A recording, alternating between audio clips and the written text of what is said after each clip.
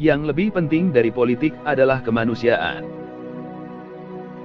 Menyesali nasib tidak akan mengubah keadaan. Terus berkarya dan bekerjalah yang membuat kita berharga. Al-Quran sudah menetapkan agama yang benar di sisi Allah adalah Islam. Namun, tidak berarti negara tidak boleh memberikan perlakuan yang sama kepada semua agama. Memuliakan manusia berarti memuliakan penciptanya, merendahkan dan menistakan manusia berarti merendahkan dan menistakan penciptanya.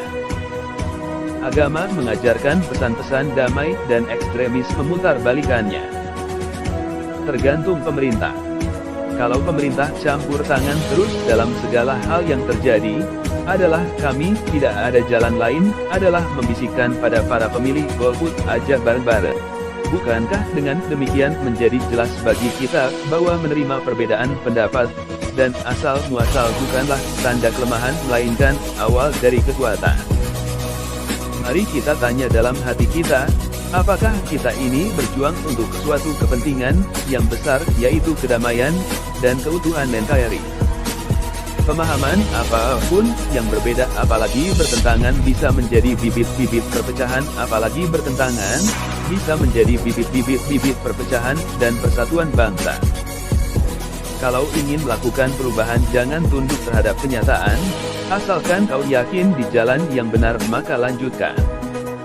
Perpustakaan adalah tempat untuk memenuhi dahaga ilmu pengetahuan. Tidak ada jabatan di dunia ini yang perlu dipertahankan mati-matian. Guru spiritual saya adalah realitas. Dan guru realitas saya adalah spiritualitas. Demokrasi harus berlandaskan kedaulatan hukum dan persamaan setiap warga negara tanpa membeda-bedakan. Saya tidak khawatir dengan dominasi minoritas. Itu lahir karena kita yang sering merasa minder. Keutuhan negara hanya akan tercapai kalau ia memberikan perlakuan yang sama di muka hukum. Terlalu banyak orang-orang Islam yang gagal dalam mencerna Islam, yang mengajarkan untuk berbelas kasih terhadap sesama, dan mengerti sistem norma mereka, mengetahui bahwa ini ditoleransi oleh Islam sebagai sebuah agama. Pertanyaan dasarnya adalah, sanggupkah kita sebagai bangsa mengembangkan sikap meninggikan kepentingan bersama itu, dan mengalahkan kepentingan pribadi para pemimpin bangsa kita?